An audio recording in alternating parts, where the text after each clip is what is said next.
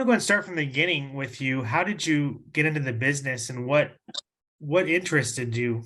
I mean, to take this path. I'm assuming this is your only job, or do you have something else you do besides, your filming and your production company now? Yeah, so I wear a lot of different hats. I'm still involved with our family business up in Lake Isabella, which is outside Bakersfield. Okay. Uh, so I'm still a partner in that. I'm also serve on a hospital board. Believe it or not, I'm an elected public official. Oh, very Yeah, and cool.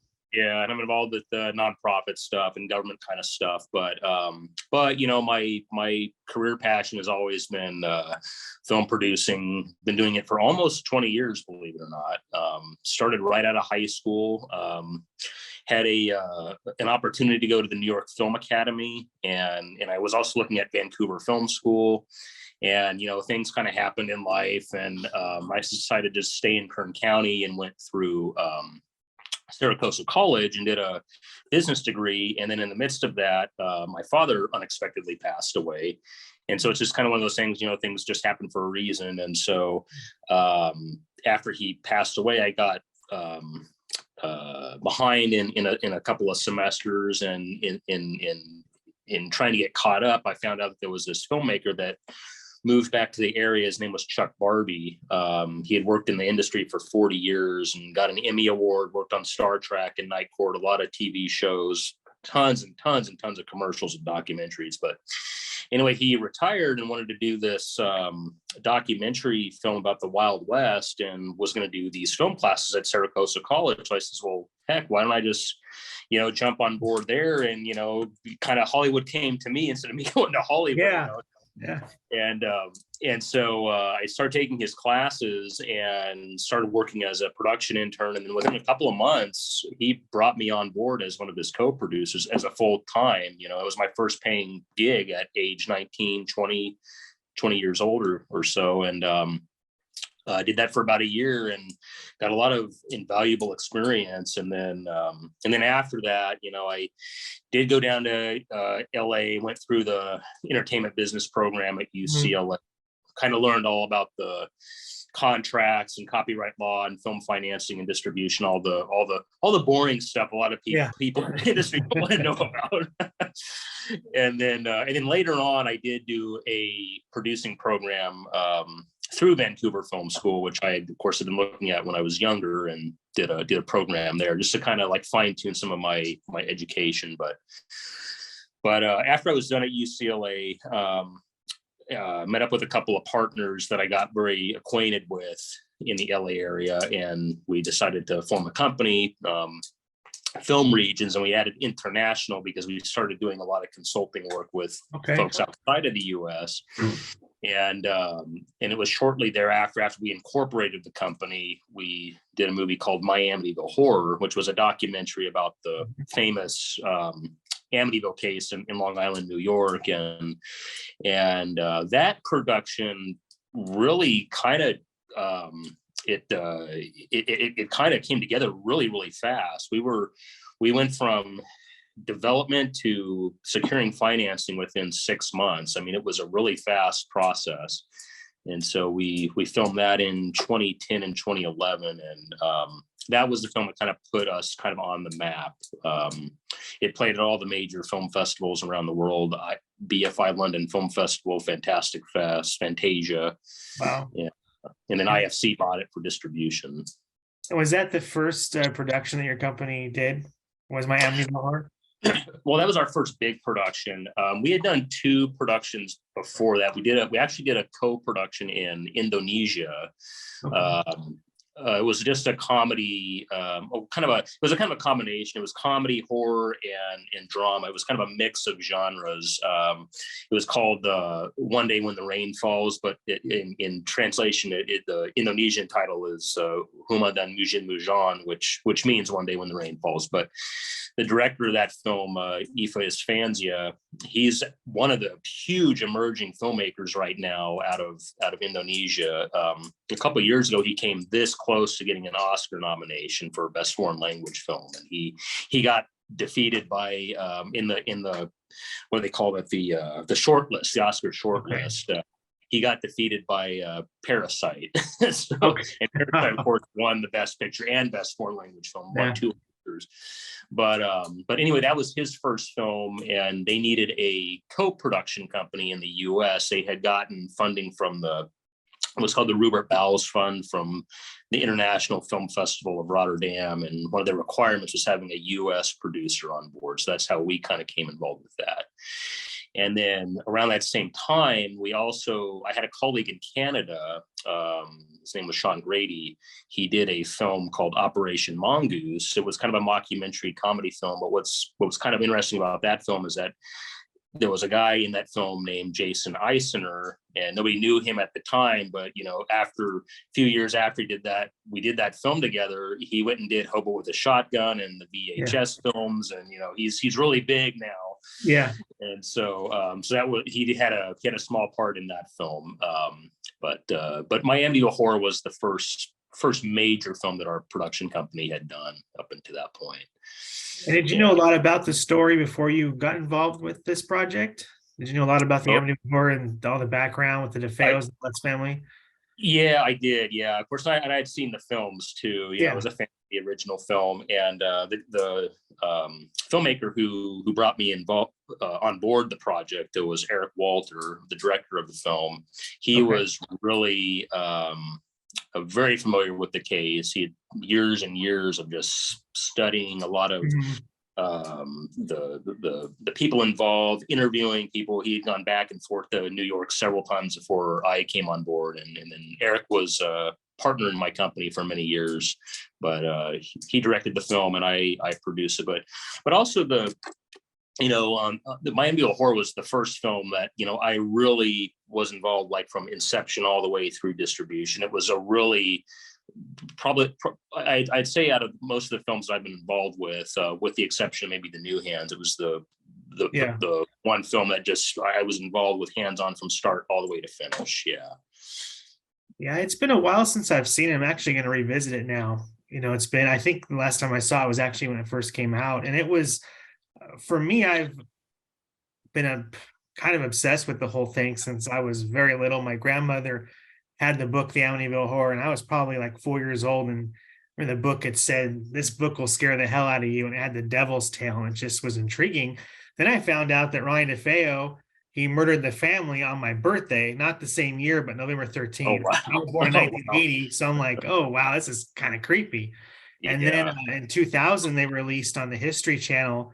I know Dan Ferens was involved with a 2-parter on the History Channel, which was like just a breakthrough for me. I was just amazed because I'd never seen such thorough documentaries. And then your documentary came out, years later. Yeah. Well, what I liked about that film is that it was, it was the firsthand account of somebody that had never told their side of the story, and also to lead the audience to have the decision. You believe them, do you don't believe them? Kind of tried to take a very neutral position on the situation. I mean, this is so controversial, but when the film came out, though, it was kind of interesting because Lorraine Warren, who was involved with the Amityville case, we interviewed her. It was one of her, one of her last interviews before she ended up passing away.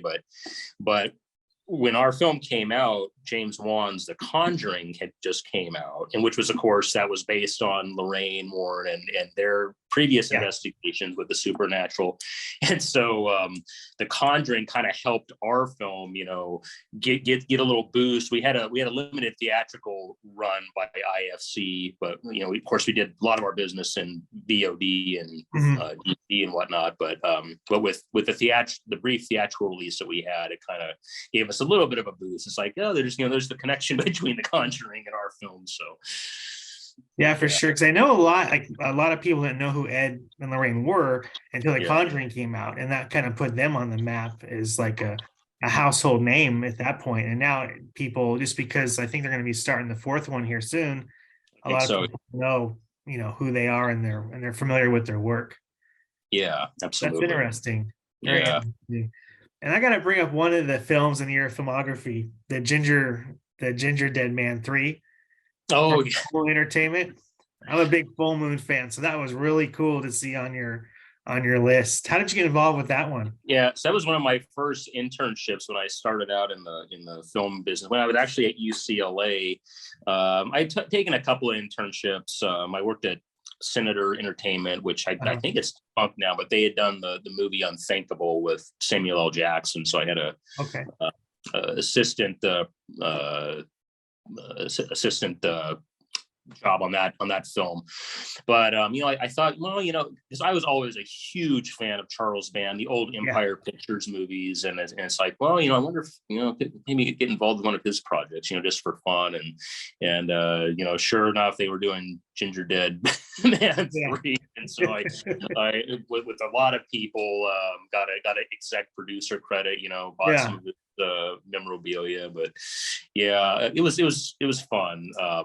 He's quite a character, and actually a few years ago I got interviewed by a documentarian. His name's Daniel Griffith. He's actually doing a full-length documentary on Empire Pictures, and that should be coming out. It's called Celluloid Wizards, and hopefully it should be coming out within the next year or so. I was talking to Daniel not too long ago, he's trying to get a rough cut finalized, but I just love Charles Band and a lot of his work. I mean, I grew up on that stuff. That's kind of my inspiration of becoming an independent film producer anyway, was, seeing his films and, the Roger Corman films, of course. Yeah, that's definitely. Oh, that's a great spot to start off at, Full Moon is it just has that nostalgia too, and he's still going, he's still doing. He's still going. It's amazing because that company's just survived like all these different parts of the streaming now, and then prior to that, DVD release, home video release. I mean, they're partnered up with Paramount years and years ago for home video releasing. So it's been, and he's just he's done it. So that's really cool. And through my Amityville Horror, I'm going to go back to that real quick. What's the hardest part about making a documentary? Because some people think, oh, it's so easy, it's just you're just talking to people, doing interviews, but there's such a flow that they have with them from start to finish. And it's just, I find it amazing just how I know there's just so much that goes into it. And I was just wondering what the hardest part of creating the documentary would have been for you. Well, I kind of found out that the hardest part is that it's really, a documentary is so much of a work in progress because, unlike with a feature film where you have the script, you can kind of change some things and do things in production. But with the documentary, I mean, it's so like almost like anything can happen. It's almost, I mean, things are planned, but it's also kind of spontaneous. So I remember when we went to New York City in 2010 to do the initial part of the documentary, and we got hours and hours and hours of footage. And I remember after we got back talking with Eric, and he kind of put the rough cut together. So I think we got it. And then it's like, and then a few months later, when we brought some additional folks on board the production, and we started comparing and contrasting notes and having production meetings, it's like this needs like a little more oomph to it. And so Eric, he kind of went back and he was able to get in contact with some other folks that were involved with the investigation back in 1975 with the, like Marvin Scott, who was, a big reporter back in New York City at the time, and Laura DiDio, and so we ended up going back to New York in the winter of 2011 and did all that stuff. And so then afterwards he went back and added all that stuff, and then it just kind of flowed better as a documentary. And so I think that's the hardest part is like, you think you have everything all lined up and it's like, well, it's missing something. And then it's like, you got to go back and do additional interviews and footage. So it's definitely a work in progress. It's not like that's something you get on the first shot. Well, exactly. That makes sense. And I think a lot of it's probably done in the editing room too. Yeah. That's how much you don't have, but do you plan on doing any more documentaries? Is that something that interests you? Yeah. So one documentary it's kind of sort of in development right now. I'm really obsessed. I don't know if you're familiar with him, a producer named Edward L Montoro. He had a company called Film Ventures, and he was I've heard of Film Ventures. Yeah. Yeah, he was an exploitation producer and distributor. He did movies like Beyond the Door and Grizzly, The Dark, and Great White, Okay. and Pieces, and Mutant. I mean, a lot of really,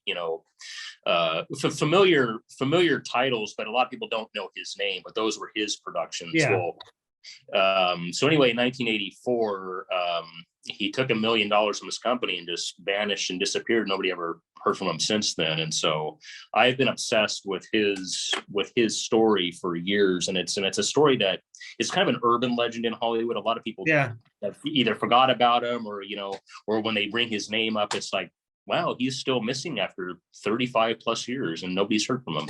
But I've always wanted to do a full-length documentary on him. And so I think that would be my next documentary as a producer, would be that project. So Oh yeah, that'd be very interesting. You could talk to so many people about yeah, it. Yeah. absolutely. $1 million is a lot of money, 35. I mean, it's still a lot today, but 35 years ago, Yeah. money to run off with. Yeah, absolutely. Yeah. Very interesting. And then you just completed you know what? I want to talk about your short real quick though, the video store. Mhm. I haven't watched it yet, but I did watch the trailer and it looks like something just right out of Stranger Things. It looks really cool. Can you talk about that production? Sure, yeah. So the video store was one of a few films I did with Ricky Bird of Hectic Films.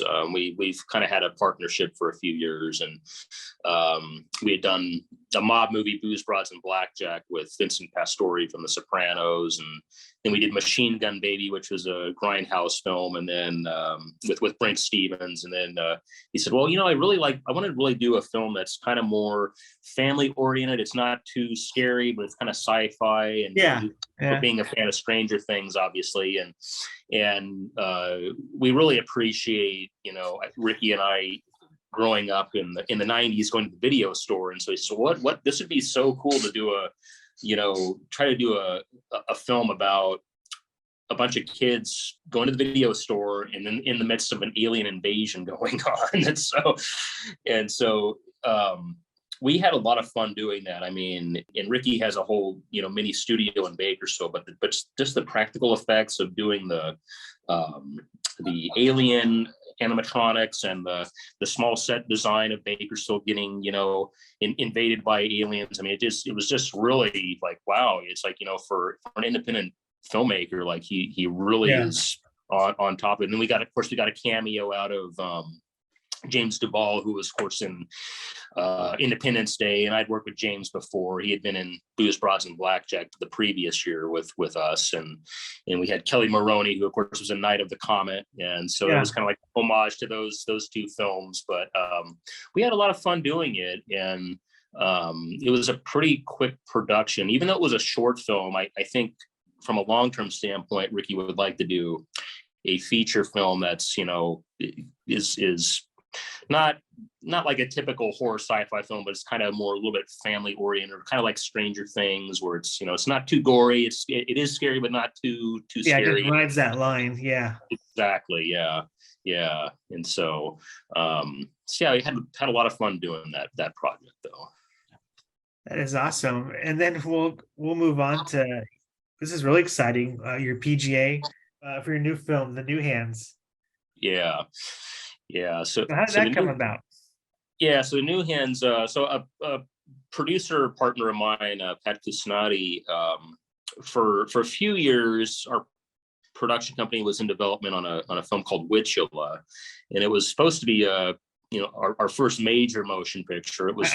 I've heard of Witchula, and I was wondering whatever happened in that film, because I don't think it was ever released. It was never made. We had we had a couple of talents attached to it. We had Kane Hodder was attached to it. We had Dee Wallace for a while to it, and we brought in a director. He was out of South America, Patricio Valadares, who did Night World with Robert Englund. I mean, he's kind of a big director coming out of South America right now. But he was really interested in the project, and it just seemed like the timing of it was just one thing after another. We were very close to getting financing, and then COVID hit, and then Yeah. everything, shut down. But anyway, so that film unfortunately never got past the development stage. But in the midst of us trying to get that project off the ground, Pat Cusick, who was a producer on it, he was saying, well, while we're working on that film, let's try to maybe do this other film. A buddy of mine named Brandon Shulian, who's a director, and I've known him for a few years, and he's doing this project called The New Hands. He needs a production company, and so I says, yeah, sure, we can do that. And so we worked on that film in the early part of 2018, and we got Sally Kirkland, who, a lot of people are very familiar with her from, she's Golden Globe winning actress and Oscar nominee. And we got Felissa Rose to do a cameo. Yes. Worked with Felissa, in the past before. But that particular film, kind of like Amityville Horror, was the first film that I worked from start to finish, and then that's how the PGA mark came about, was because it's relatively new accreditation, where you get judged by your peers in the Producers Guild of America, and so they go find all the information, make sure that you did what you said you did from inception to distribution, and that's how you get the PGA mark. So it was kind of a really cool milestone, not only for me, but also Brandon got it and Pat Cusick got it. So that's a really good feather in the cap for us, is that we're, legitimate producers trying to do the job, and we're very serious about it. So, but we had a lot of fun doing that production. It's a comedy horror, so it kind of is like a homage to the 80s genre of slasher films. And we did a screening in the Grauman's Chinese Theater in October 2021. It played festivals over there, and the audience it was a pretty packed theater. I mean, the audience really enjoyed the film. So, but of course, with COVID going on, things kind of got a little hung up, but eventually Indican Pictures picked it up for distribution, so it just came out a few weeks ago. So it's like I've been reading about it. They're saying it's like a cross between Frankenstein and Edward Scissorhands. Yeah. That's really cool. I'm looking forward to watching it. And then during COVID, you just brought that up. Did you work at all during COVID, or what was that experience like for you as a filmmaker? Well, so it was actually a little bit busy for me, because I do some consulting work on the side, so, like filmmakers that need like pitch decks done or budgets, that kind of thing, or like some, feedback on scripts. So what happened with COVID was, when everything was shut down and a lot of these filmmakers were stuck at home, they got busy writing scripts and, letting their, creativity run in their blood. And so, so they would send me work to do. And so, I mean, it was actually kind of a little bit busy for me during the COVID shutdown. So I still got to do some work, even though it was just kind of consulting work, but yeah, it was busy for a few months being stuck at home. So Yeah.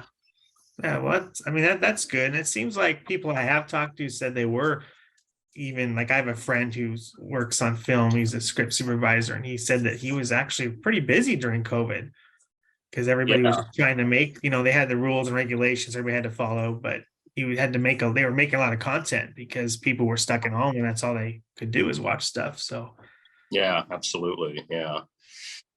And there's a movie you did back in 2010 called Faster. I believe The Rock was in that one. What did you do on that film? Yeah, so I was just a set PA for a couple of days when they were doing some locations in Bakersfield, because I did a little bit of the production in Bakersfield, and so I happened to be in Bakersfield at the time, and so that's how I got involved. Going out and being a set PA for a day or two. So didn't get to meet The Rock, but it was still just something to put on my resume. Yeah, to be a part of it. Yeah, that's awesome. But, yeah, very, very below the line, below the line crew. Yeah, well, enough to list it. So that's what counts. Yeah. And then upcoming, you have one of them I have here is Inverted. and I'm familiar with I've heard of that film. I know the director Tristan. I'm familiar with his work from his previous movie. How did that come about for you? And that was your production company that was involved with that too, correct? Yeah, we were kind of in association with that project. He Tristan had initially done I think an Indiegogo campaign. He was just looking for some completion funding, and I'm kind of a little leery on crowdfunding projects. There's pros and cons to it. Sometimes, there's like the aspect of like, well, it kind of undervalues the production, but then there's a few times where I look at Indiegogo projects and it's like, wow, they've really taken the time to try to make this look like a decent film, and so I looked at Inverted, it was on there, and just the poster, some of the clips that they had done up at that point, it's like, even though it's an Indiegogo campaign, it's like they're really, you can tell they're putting a lot of work and effort into this project. And I love the homage to the Grindhouse era as well. Yeah. And there's been a few films that I've gotten involved with that are like the Grindhouse era, because I'm a fan of that genre too, obviously. Yeah. And so I hit up Tristan a couple years ago, and I said, yeah, tell me more about your production, and I'll see how I can get involved. I mean, I can't do like because of my production company, I can't do like the perk thing that Indigo usually does, but I get involved somehow. It's just like an association with, and he was fine with that. And they filmed it in Indiana. I didn't get to go on production with them, but I did a lot of stuff like, behind the scenes, from long distance, anything that they needed help with or questions on about production. And so when I saw the final cut, it's like, wow, I was right. They really put time and effort to make this, like a really good horror film, and also paying homage to that Grindhouse era of the 70s. And all the feedback I've gotten, because what happened after the film was done, I kind of came in and helped as kind of like a producer's rep for Tristan. And I says, yeah, I'll be happy to send the film out to distributors that I have relationships with, like IFC and Indican and Magnet Releasing, a lot of these. And so all the feedback I got was like, they really did a good job. And I'm really happy that it turned out well, and it played at some of the film festivals, and the feedback at the film festivals is even pretty good too. So, and that should be coming out. I think they're still in the process of trying to do some negotiations with some distributors, but that should be coming out later this year, officially. So very good, because I was wondering what had happened to it, because I know it's been around for a couple of years, and I know COVID didn't help things either. So yeah. And is there anything else you're working on right now? So I have a couple of foreign films that are coming out too, because that's another thing, like I was saying about repping filmmakers. Right when COVID was actually breaking out, my business partner, Myron Ward, who's with my company, he and I went down to Indonesia, and we were looking at some finished films down there that were in the horror genre.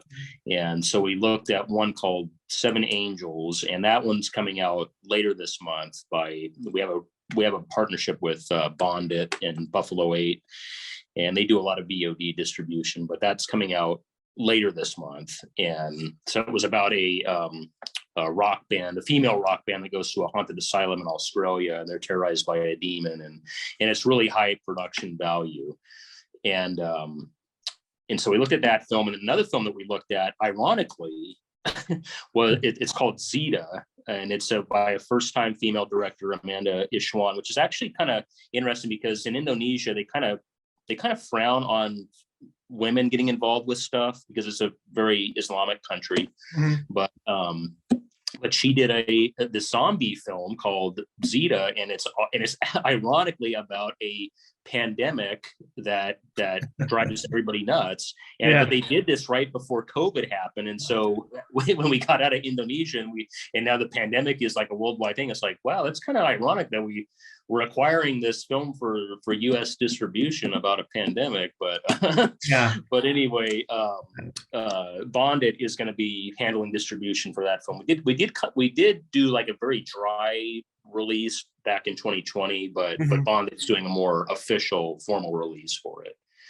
And so there's two foreign horror films that are coming out, and our company was also involved with a film called IA Wrathful Soul.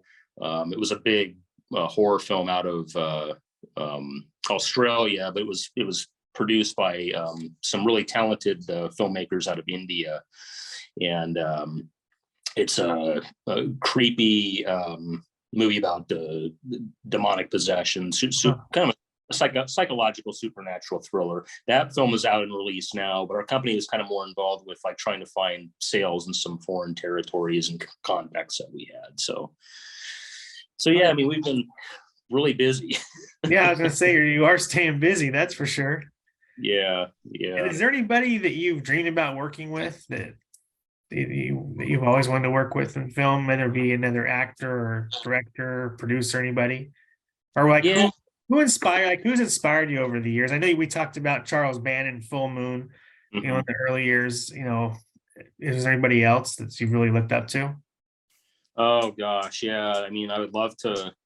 I know he's really kind of in semi-retirement almost now. Yeah. But I would have loved to work with Roger Corman. I met him one time. I actually had a meeting at his office many years ago. Oh, that is awesome. But I've always looked up to him because like he was one of those pioneers that knew how to do low budget independent stuff and make it look like a big Hollywood movie at times. I mean, so but he would have been one, but also some of like the actors. I mean, I'd love to work with Robert Englund one day. I mean, I've always been a fan of not just his work in the Nightmare on Elm Street films, but I loved him as the Phantom of the Opera. Yeah, he's done so much. If you really look at his career, he's done a lot. Yeah, even the non-horror stuff he's done. He's kind of, it's almost like, Leslie Nielsen, when people talk about Leslie Nielsen, they always know him for the comedy stuff. It's like, no, he's actually done a lot of serious stuff. That is really, really awesome. Robbie is kind of like one of those guys. It's like, everybody knows him for his horror stuff. It's like, some of his non-horror stuff is actually pretty good too. So, yeah. Even though it is older, it's worth watching for sure. Yeah, absolutely. Yeah. I kind of get typecast a little bit like Leslie Nielsen. I think of The Naked Gun immediately, Right. People do, but yeah, there's a lot more to him than just that. Yeah. So that is awesome. I want to thank you so much for talking with me today and reaching out. This was definitely a treat. I mean, you've done a lot, and I'm looking forward to seeing what you're going to be doing next. So yeah, but I should actually mention this real quick. We just wrapped production on a movie called How to Kill Your Coworkers and Get Away with It. It's a comedy horror thriller.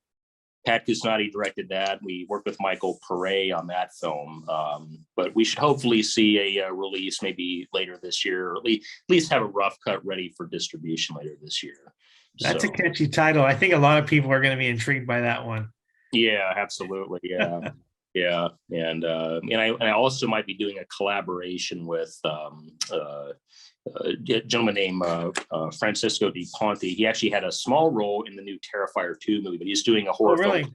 Yeah, he's doing a horror film called Pretty Face in New York, and so it also kind of started like an Indiegogo campaign, like with Inverted, but also was one of those. I've heard of Pretty Face. I think I've heard of that one. Yeah, is that the one with? Oh, maybe that's Pretty Boy. It might be Pretty Boy. Yeah, there's a movie called Pretty Boy that Marcel Walsh did. Yeah.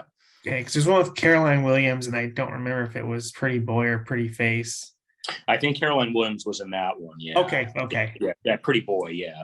Yeah, but yeah, Pretty Face it's a retro slasher film, kind of like 80s homage, and it was also another, like I said, with Indiegogo stuff. It was just another film that like, oh, this actually looks really decent, and I can already tell they're putting in some effort and work into it. So that might be a collaboration as well down the road. And I'm glad you brought that up about Indiegogo because I've always been curious to what people think, about it. And I think you kind of nailed it when you said that it's either good, for the production, or it could be, bad for it. And I do see that when I'm skimming through, when I'm going through the Indiegogo website, you see a lot of production that like they're really putting their heart and soul into it. And you see Yeah, other stuff, it's like, I'm not really sure about this. right, It exactly. does give a lot of opportunity for people to, complete their films and getting that extra money at the very end. Right, So, absolutely. Yeah, yeah. It's definitely got its pros and cons, but yeah, yeah, yeah, for sure. And I think you did. I think you nailed it when the way you said it, the way you did. Yeah, it makes sense. Have you ever done anything with Indiegogo or crowdfunding or anything? I have not, but Hmm. I know I have a lot of colleagues over the years that have done it, and some of them have been Yeah. really Okay. successful, and then some of them have, kind of just flopped. And so, yeah, I think it all depends. I think it all depends on the story and like, in how much I think the director is really putting his or her heart and soul into it. If that Yeah. makes sense. And yeah, and actually making some, like posters that are like, oh wow, that poster actually looks really cool, kind of thing. Hmm. Yeah, it's funny how those little things just make a difference. It might be like if you're doing a video, it might be the thumbnail that's really, it's like, well, you remember going to the video store, the VHS artwork. A lot of times Yeah, we'd rent a movie just based on that, and now we're seeing thumbnails. Should I watch this? Should I not watch it? So there's little things like that. yeah. Well, that was my experience growing up in the video stores. Like, oh, I really like the artwork for that. Yeah. Yeah, and Yeah, you remember that it sticks with you. There's so many movies, like if you say the name, like I don't know what the heck that is, but if I see the picture, I'm like, oh, I know exactly what that movie is. exactly. Yeah, Yeah, it's exactly. so funny the way that works. Yeah. Sounds good. Thanks again. I really appreciate it. Oh, you're quite welcome, Ryan. Have a good rest of your All Saturday. right. Okay. You too. Take care. All right. You too. Bye bye.